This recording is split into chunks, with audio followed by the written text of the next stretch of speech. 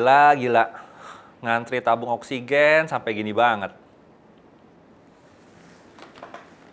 Belakangan ini permintaan tabung oksigen semakin meningkat seiring dengan tingginya kasus COVID-19 di Indonesia. Ada gerakan sosial yang meminjamkan tabung oksigen secara gratis kepada masyarakat yang membutuhkan.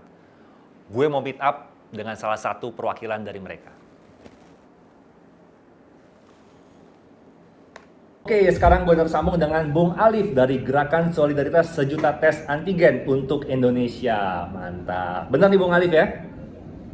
Betul sekali, Gerakan Solidaritas Sejuta Tes Antigen untuk Indonesia. Nah, boleh diceritain nggak kepada saya atau kepada masyarakat nih yang belum tahu apa sih gerakan ini sebenarnya? Saya kira gerakan ini sudah hadir tahun lalu, 28 Oktober 2020. Tujuannya adalah kita kampanye untuk pelaksanaan testing massal. Karena salah satu cara mengendalikan pandemi kan adalah testing yang masuk di dalam wilayah testing, tracing, dan treatment. Testing ini manfaatnya adalah kita bisa memisahkan mana yang positif dan mana yang negatif supaya tingkat penularan bisa dikendalikan. Saya kira sekarang gitu misalnya PPKM darurat itu adalah waktu atau periode yang paling pas kalau pemerintah mau melakukan testing massal. Karena apa? Karena orang sedang ada di rumah, orang nggak banyak ada di jalan, mobilisasi dibatasi, jadi ruang gerak orang dibatasi, kita testing, lalu kita dapat berapa banyak, gitu. Sehingga bisa diisolasi, gitu ya, dan penularan bisa dikendalikan. Harapannya sebetulnya di banyak operasi kemanusiaan terhadap bencana, entah apapun istilahnya, karantina, lockdown, pembatasan kegiatan sosial, ketika itu dilakukan, di dalamnya akan ada testing dan tracing, gitu. Dan kalau tidak menjadi pertanyaan, ngapain kita lockdown, ngapain kita karantina, ngapain kita pembatasan sosial, kira-kira gitu. Artinya tes antigen sini langsung menghampiri masyarakat ya, atau gimana nih Mas? Si testing ini kami kapasitasnya nggak punya, gitu, untuk itu. Karena untuk melakukan testing itu harus otoritas kesehatan atau negara atau pemerintah, ya baik pusat maupun daerah. Karena anggarannya tentu besar sekali. Saya ambil contoh untuk satu testing PCR, gitu ya, itu kan satu orang misalnya bisa biayanya bisa 400.000, kalau 1 juta, gitu ya, itu kan nggak bisa ditanggung oleh masyarakat sipil walaupun kita bisa patungan. Jadi kebetulan WHO kan sejak September tahun lalu merekomendasikan swab antigen sebagai alternatif dari PCR. Nah ini yang kita dorong kepada pemerintah untuk dilaksanakan. Gerakan ini muncul karena itu pada bulan Oktober, gitu. Cuma memang belakangan kalau teman-teman misalnya kenapa lu sekarang bagiin oksigen, gitu ya, atau meminjamkan lebih tepatnya gitu kepada mereka yang membutuhkan. Ini sih respon spontan melihat perkembangan terakhir saja. Oh gitu, jadi awalnya memang spontan ya, karena kan belakangan ini juga di berita banyak banget nih masyarakat yang terkena atau terdampak pandemi kesulitan ya untuk mencari oksigen, merefill dan lain-lain sebagainya. Berarti berawal dari situ ya Bung ya? Iya, saya kira ini kan sudah berlangsung hampir 2 minggu ya, di beberapa tempat sudah lebih ya, kelangkaan tabung, kelangkaan isi oksigen, dan sekarang menyusul kelangkaan regulator dari tabung oksigen itu sendiri. Jadi situasinya memang begitu gawat.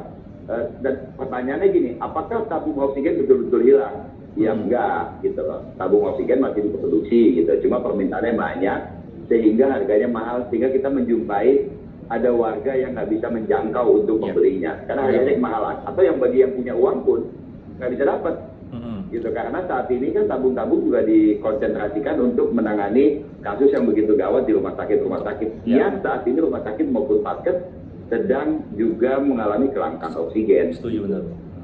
Jadi isunya memang bukan sekedar mahal, nggak punya uang gitu ya, tapi ada isu yang lain lagi, memang demand-nya begitu tinggi. Kenapa demand tinggi? Karena memang jumlah kasusnya mulai meningkat banyak sekali. Benar. Sejauh ini ada berapa banyak tabung sih tabung oksigen yang akan dipinjamkan kepada masyarakat yang membutuhkan nih Bung? Dari tanggal 1 Juli kami mulai dari 40 unit ya. Hari ini sejak kemarin sih sebetulnya total ada 280. Jadi dalam 6 hari kita berhasil mengumpulkan 280 tabung. Yang ada berapa sekarang di stok gudang? Nggak tahu.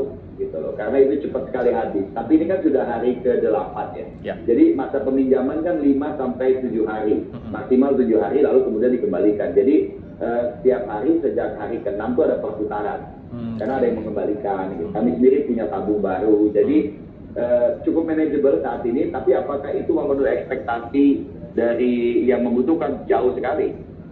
Secara kumulatif sejak hari pertama sampai hari ini, kalau kita melihat data dari Shortlink Bitly yang mencoba mengakses atau mencoba memperoleh tabung oksigen pinjaman ini ada sekitar 46.000. 46.000. Dengan sistem bagi 46.000 dengan sistem buka tutup pendaftaran yang diformulir di Google Form.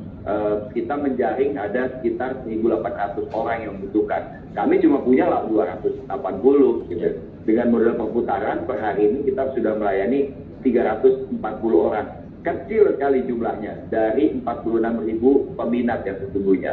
Jauh sekali. Oke. Lalu untuk prosedur peminjamannya sendiri gimana? Dan seleksi orang yang bisa meminjam tabung ini gimana nih? Karena kan tadi demand-nya tinggi, sementara tabungnya sendiri cuman ada 280 tabung oksigen. Ini gimana nih, Bung? Ya. Pertama mereka mendaftar ke kami melalui formulir Google Form ya, formulir daring. Dari situ kita lihat berapa tingkat saturasi. Saturasi yang sudah dalam posisi harus ada di vaskes atau rumah sakit, tentu sulit untuk kita bantu karena kami menjangkaunya susah, dan juga pemakaian oksigen di level saturasi yang sangat rendah itu juga kami pikir lebih baik di bawah pengawasan akses gitu. Jadi memang ada beberapa kriteria di situ, saturasi paling utama, lalu hal-hal lain, sehingga kepada mereka kandidat ya dari pendaftar kemudian kita tentukan kandidatnya siapa. Itu secara cepat saja, kita nggak perlu nunggu 100 lalu kita pilih, nggak. Menit ini masuk 3, dari 3 itu ada nggak sih yang kemudian memenuhi kriteria dibandingkan dengan stok yang kami punya. Kalau tidak, tetap kami respon. Kami kirim chat WhatsApp atau Telegram untuk menyebut bahwa ibu, bapak mohon maaf, gitu, persediaan kami terbatas untuk digunakan kepada orang lain. Kalau dia kandidat, maka dia kita follow up juga untuk memberikan surat pernyataan.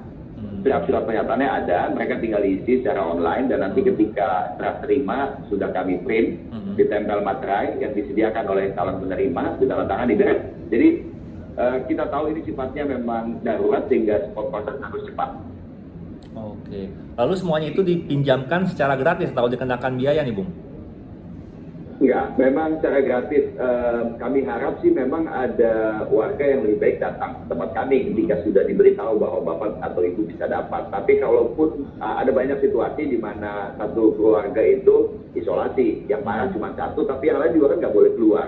Minta tolong tetangga, ada banyak juga kasus yang nggak bisa, ya itu kami antar, gitu loh ya. Tetap tanpa dipungut biaya ya ininya ya, karena untuk operasi itu semua, jadi baik tabung ada yang dipinjemin begitu aja kepada kami untuk kami organisir pembagiannya, peminjamannya. Ada juga yang kami harus beli. Nah kami beli ini kan duit patungan masyarakat, gitu loh. Jadi begitu juga untuk ongkos pengantaran dan seterusnya, itu dana yang memang diperoleh dari urunan masyarakat. Jadi kita nggak boleh lagi ngambil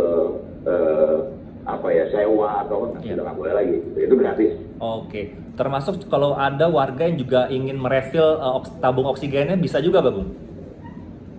Nah kalau untuk refill kami nggak punya fasilitasnya, gitu ya.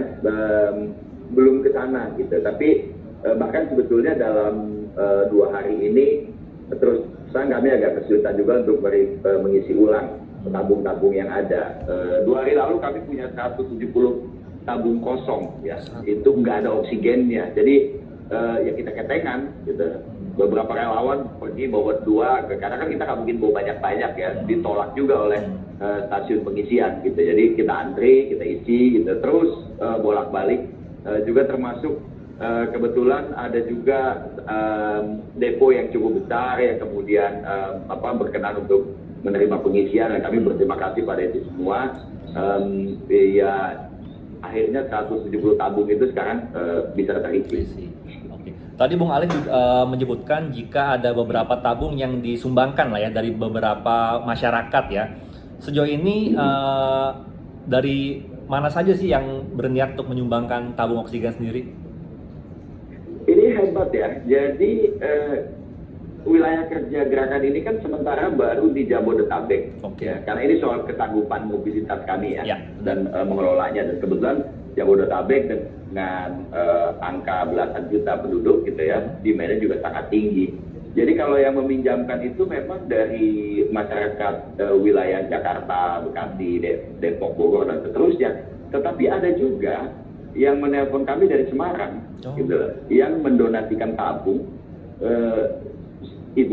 Seorang ibu nelpon ya ke hotline kami bilang bahwa Mas, saya udah beli satu tabung untuk didonasikan. Saya di Semarang, tolong ambil di Pramuka. Gitu loh, pedagangnya namanya bapak ini, nanti saya foto fakturnya untuk silakan diambil. Gitu, dia forward lah tanda belinya itu ya. Ya kita tinggal ambil dengan bekal itu. Jadi luar biasa keterlibatan orang di dalam gerakan ini. Dan kami apresiasi sungguh-sungguh untuk itu semua. Lalu ketika pelaksanaannya nih kan peminjaman tabung gratis, warga mendengar kalau mereka belum tahu teknisnya seperti apa, mungkin ada yang datang kan ya ke lokasinya nih ya Bung ya. Nah ini pernah kejadian kayak gitu gak ada berebut atau gimana Bung? Karena mereka belum tahu sama sekali, belum mendengar prosedurnya seperti apa? Enggak, memang karena begini, yang tahu lokasi kami di mana hanyalah orang yang memang dia kandidat penerima. Oke. Jadi semuanya berlangsung melalui online, daring atau dalam jaringan, sehingga kalau mereka mendaftar, mereka tidak menerima, maka tidak akan tahu lokasi kami di mana. Lalu kemudian kalau dia kandidat, maka kita beritahu mau ngambil atau kami antar. Kalau dia belum mau ngambil, kita kasih alamat. Nah di situ baru mereka tahu di mana lokasinya gitu. Karena begini, adakah yang datang tiba-tiba itu belum pernah sih. Karena memang kan nggak tahu ya, jadi belum pernah. Tapi kalaupun itu terjadi, dengan berat hati pasti ditolak gitu. Karena apa? Karena sekali lagi ini kan pinjam meminjam ini ada pemiliknya bukan kita, bukan kami gitu ya. Pemilik tabungnya bukan kami. Mereka yang mendonasikan dalam bentuk uang itu kan sesungguhnya hanya karena mereka nggak punya tabung gitu loh. Mereka nggak punya tabung, jadi mau minjemin tabung gimana? Dia bilang ya udah tolong beliin gitu loh. Nanti kalau programnya udah selesai kan harus kita kembalikan ke mereka kan gitu. Jadi karena ada akuntabilitas macam itu, jadi mereka yang datang agak sulit dilayani gitu loh, karena nggak bisa dipertanggungjawabkan nanti gitu, siapa minjam, ya alamatnya di mana, kapan tanggal pinjam, itu kan harus ada keadministrasian lah, Iya, itulah benar. yang perlu kita tata sedarurat apapun ya. Tapi harus ada aspek-aspek tanggung jawabnya itu. Artinya untuk masyarakat yang mau go show langsung ke sana tuh tetap nggak bisa ya, harus melalui prosedur-prosedur yang sudah ditetapkan dari Bung Alif dan kawan-kawan ya. Betul, dan prosedurnya sebetulnya juga sederhana sih, gitu kan, cuma isi formulir gitu. Memang sih ada juga kasus-kasus begini, mereka sudah tahu hotline kami gitu ya, lalu kemudian menghubungi malam tuh formulirnya tutup. Nggak ada, jam 5 sore juga biasanya udah tutup gitu, pernah ada sampai jam 7 malam kemarin gitu, karena kebetulan stok banyak. Tapi tetap aja ada malam yang nelpon jam 1, jam 2 gitu ya ke WhatsApp, hotline WhatsApp kami, lalu memberitahu situasinya. Formulir ditutup, mau nggak mau kita lompat aja gitu. Prosedurnya gampang kok. Jadi kalau memang dia kritis dan bisa dibuktikan gitu ya, bahwa memang membutuhkan, dia tidak ditangani oleh Paskes, oke, kalau gitu apa yang bisa kita lakukan malam ini untuk menjaga level saturasi, karena agak sulit ya. Pertama, mereka nggak bisa datang ke tempat kami malam-malam. Kami juga nggak bisa keluar begitu aja gitu loh. Temen yang udah di rumah nggak mungkin ke gudang lalu nganter gitu ya. Ya sebabnya juga ada pembatasan. Nggak bisa nih saat ini keluar malam-malam begitu aja. Jadi Pak, bisa nggak bertahan sampai jam 7 pagi? Kami tunggu jam 7 pagi di gudang. Gitu. Kemudian kalau dicek, dilihat pasiennya bahwa ia lalu melakukan upaya-upaya, misalnya malam ini dikasih minum air putih yang banyak, selemah apapun dia bergerak gitu, supaya kalau kita bergerak kan oksigen masuk juga ya ke dalam darah.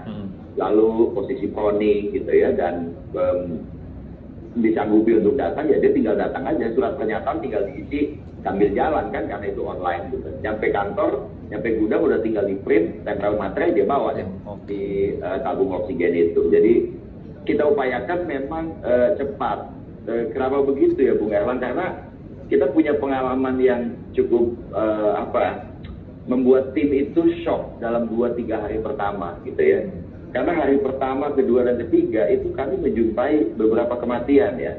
Karena orang itu sudah sedemikian kritisnya, kami juga sudah menyampaikan bahwa nggak tahu ya apakah oksigen itu bisa membantu gitu. Karena sudah begitu kritis, tapi dia di rumah, nggak bisa dapat rumah sakit gitu.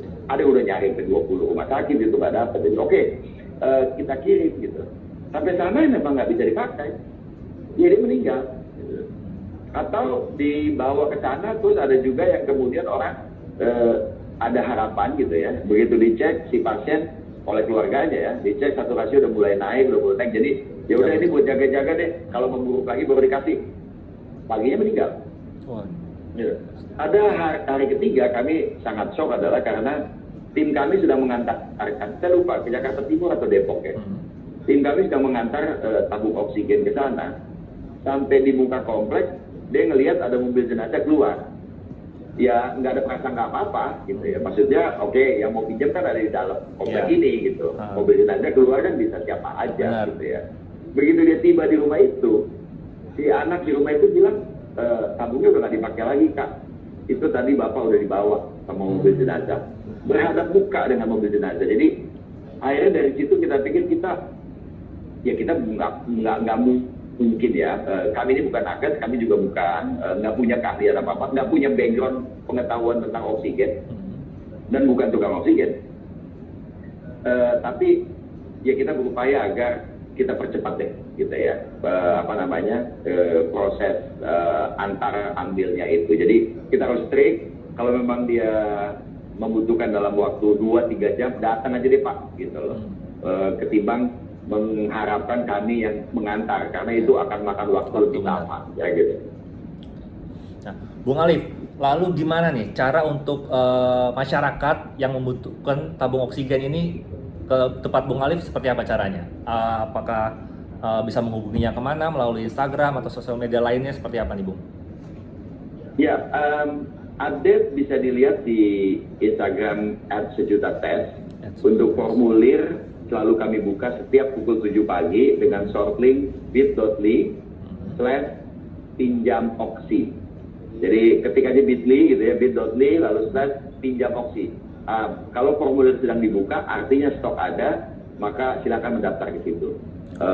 Itu aja ininya yang singkat gitu ya, warga bisa langsung akses ke sana. Jadi hanya menyalin dari sosial media Instagram aja ya? Ya, untuk di Twitter juga ada, tapi bukan untuk pendaftaran. Bukan gitu. untuk Tapi pendaftaran. kalau mau cari info pendaftaran ada di situ juga, gitu ya. Ini ya. Nah, Bung, lalu untuk pembiayaannya sendiri nih gimana nih untuk tabung-tabung oksigennya? Kami memang mengandalkan kedermawanan warga ya. Di teman-teman di kitabisa.com itu kan juga membantu untuk menyiapkan halaman penggalangan donasi. Ya. Karena ini komite dadakan gitu ya kan, memang nggak bisa begitu mudah menggalang donasi kan. Gitu. Jadi teman-teman di kitabisa.com membantunya, membuat bisa dicek di kitabisa.com/oksigen untuk warga. Nah, yang mau berdonasi tinggal klik aja ke situ. Nah, tuh, kemudian juga hal lain adalah ya urunan antar individu. Misalnya saya kenal Bung Erlang kemudian berapa nomor rekening lo gitu ya, kemudian kasih gitu. Jadi melalui itu gitu. Jadi si gerakan ini kan kemudian memiliki nomor rekening, jadi ya tinggal kirim ke sana gitu ya. Pada masa akhir program tentu akan disampaikan secara terbuka pertanggungjawabannya. Kalau yang melalui platform kitabisa.com lebih transparan lagi, karena update-nya kan selalu diberikan oleh sistem itu. Bung Alif, saya penasaran nih, kalau gitu background-nya Bung Alif dan teman-teman nih apa sih sebenarnya nih? Ini kalau gini, gerakan Indonesia kita yang menjadi tim kerja lah ya dari gerakan solidaritas sejuta tes ini. Backgroundnya macam-macam, tapi yang pasti belum pernah jadi tukang pengisian oksigen aja gitu ya. Jadi misalnya ada yang wartawan, Ya. Oh, oke. ada yang seniman, arsitek, interior design, ada yang pensiunan kerja di bank gitu ya, ada yang juga yang baru lulus gitu ya dari kuliah, ya baru tuh maksudnya 3-4 tahun lalu gitu ya. Kemudian ada juga yang dulu backgroundnya adalah misalnya di NGO. Saya kira rupa-rupa pematung ya, pembuat patung kan, seniman patung gitu. Saya juga seniman lukis, jadi campur baur ya, yang kalau melihat apa yang dilakukan hari ini memang nggak ada latar belakang itu. Jadi pengetahuan kita mengenai oksigen hanya bahwa di udara ini ada 21% oksigen, sisanya paling banyak adalah nitrogen. Dan manusia setiap hari menghirup itu. Gitu. Jadi, tapi apakah 21% itu terhirup seluruh tubuh manusia? Enggak juga. Kita nggak perlu sebanyak itu secara oksigen. Jadi, paling sebatas itu yang diperoleh di pelajaran-pelajaran SMP SMA ya. Terutama pelajaran kimia waktu SMA. Gitu. Di luar itu nggak ngerti lagi. Gitu. Sejauh ini ada berapa banyak sih tim yang di gerakan solidaritas sejuta tes antigen ini, Bung? Yang terlibat? Berkembang ya. Hari ini adalah hari terbanyak relawan yang kami miliki. Sekarang hari ini ada sekitar 21, tapi pada hari pertama 1 Juli aksi pinjam meminjam ini dimulai, kita memulainya dari saya kira 6 ya. 6 relawan ya yang bekerja di sini sebagai admin. Sebagai admin tuh merespon ya. Lalu kemudian relawan yang di gudang dan relawan yang ngantar. Nah, tadi kan Bung Alif cerita teman-teman ini terdiri dari beragam macam profesi ya. Ada Ada dari NGO, itu kan mantan NGO, terus kan orang fresh graduate juga, ya kan. Nah, kalau Bung Alif sendiri apa sih profesinya nih, Bung? Oh, saya terakhir saya adalah salah satu relawan di Palang Merah Internasional yang sempat terlibat dalam selain operasi tsunami di Aceh juga Ebola di Afrika Barat, kemudian ancaman bencana di Mosul tahun 2016 ya. Sebelumnya lagi ya saya sempat bekerja sebagai wartawan di radio 68H yang sekarang kebetulan menjadi salah satu base camp di gerakan Indonesia Kita ini di Hutan Kayu. Artinya memang Bung Alif nih memang berkecimpung lama di bidang gerakan sosial ya. Respon masyarakat? Iya, sejak Aceh. Oke, respon masyarakat sendiri gimana nih, Bung, dengan adanya peminjaman tabung oksigen gratis nih? Mayoritas sangat mengagumkan ya. Jadi kalau ada, saya lupa media mana yang menulis, media luar negeri, bahwa masyarakat Indonesia adalah masyarakat yang tingkat kedermawanannya sangat tinggi. Nah, itu betul. Barangkali apa yang disebut sebagai gotong royong itu tertulis di dalam DNA kita ya. Jadi spontanitas, kemudian juga saling bantu-membantu. Untuk spontanitas untuk saling bantu-membantu itu sangat tinggi. Gitu. Saya pribadi memperhatikannya sudah sejak lama. Misalnya pada saat Aceh ya, begitu tsunami dan gempa bumi di Aceh 2004, begitu banyak orang yang berusaha untuk turun tangan membantu suasana di sana, tapi bahkan kadang-kadang mengabaikan faktor keselamatan dirinya sendiri. Nah, itu yang kemudian memang saya ingat sejak itu ada mulai terjadi dibangun komunikasi dan aturan main untuk di dalam menangani yang disebut sebagai gotong royong dalam kebencanaan, karena harus memperhatikan juga keselamatan jiwa dan keselamatan mental dari mereka yang terlibat gitu. Tapi terlepas dari itu, Indonesia, masyarakatnya teruji dari tahun ke tahun, dari bencana ke bencana, dari peristiwa ke peristiwa yang tidak enak gitu ya. Itu berupaya untuk membantu dirinya sendiri dengan begitu membantu tetangga dan yang lain. Ini satu kebiasaan yang mengagumkan. Saya sebut kebiasaan karena ini bukan sekali dua kali gitu ya. Dalam masa pandemi ini aja tidak tahu sejak bulan Maret begitu banyak upaya-upaya yang dilakukan oleh warga ya untuk menyediakan sembako bagi warga yang isolasi mandiri, menyediakan cuci tangan. Seperti kami juga melakukan membangun pos-pos cuci tangan pada waktu itu. Jadi banyak hal yang dilakukan dan ya itu harus diteruskan gitu ya. Terakhir Bung, harapan Bung Alif sendiri dan teman-teman dengan adanya gerakan peminjaman tabung oksigen ini seperti apa nanti? Harapan kepada apa ya? Kepada seluruh masyarakat Indonesia lah dengan adanya gerakan seperti ini. Ya, maksudnya dalam rangka mengatasi pandemi atau Iya, gimana? mengatasi pandemi. Dalam mengatasi pandemi, Bung? Iya, Bung Erlang. Ya. Kita ini ada di gelombang, kita bisa bilang gelombang kedua kalau melihat grafik ya dirilis oleh Kemenkes dan BNPB. Ya. Nah, di gelombang kedua ini akan semakin meninggi kalau kita lihat gitu. Nah, bagaimana supaya gelombang ini bisa dikendalikan, puncak dari penularan wabah COVID ini, kami melihatnya tentu tidak sederhana gitu ya. Ini persoalan yang ruwet yang harus melibatkan semua pihak. Tapi juga harus ada ketegasan tentang cara-cara yang mau dipilih. Ini ya. Pemerintah bisa melibatkan masyarakat gitu. Hanya apabila memang pemerintah juga memiliki ketegasan pilihan-pilihan pendekatan.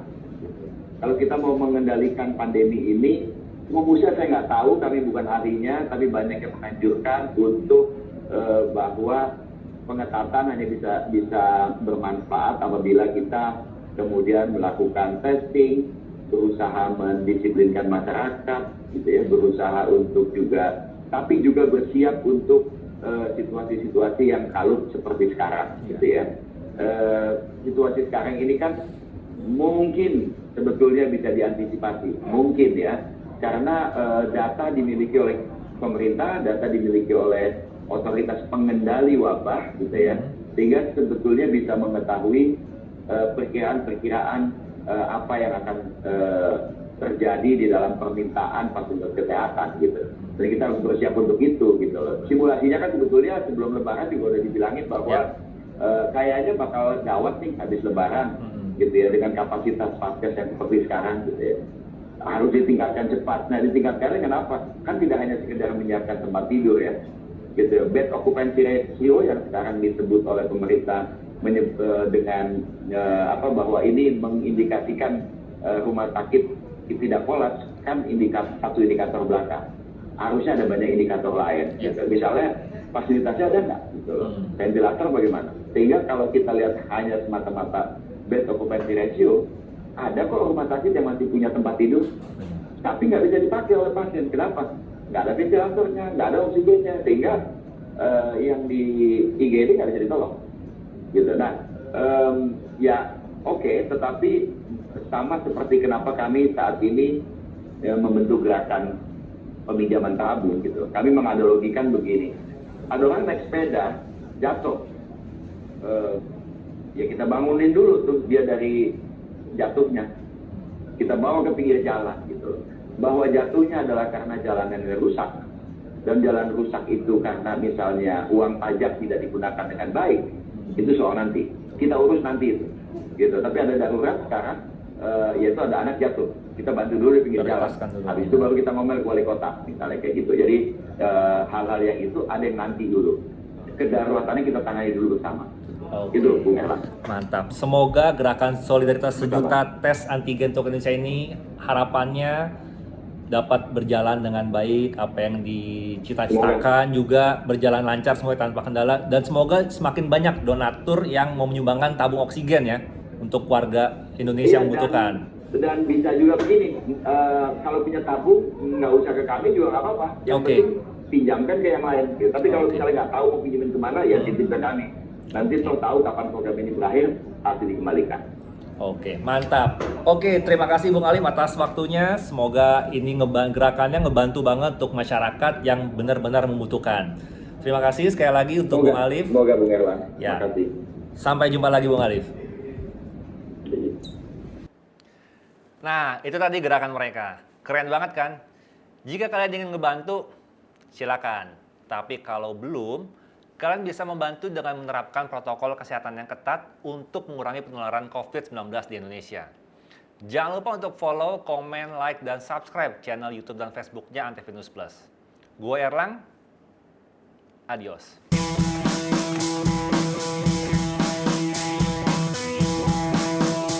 Jika kalian pengen ngebantu, pingin apa ingin ya? Ingin. Ini mendorong sebagian masyarakat, gimana Bang? Ini membuat, gimana lagi Bang? Belakangnya Bang? Soalnya belakangnya gue Bang lupa. Tabung oksigen, salah Bang. Belibet gue, berbata-bata Bang.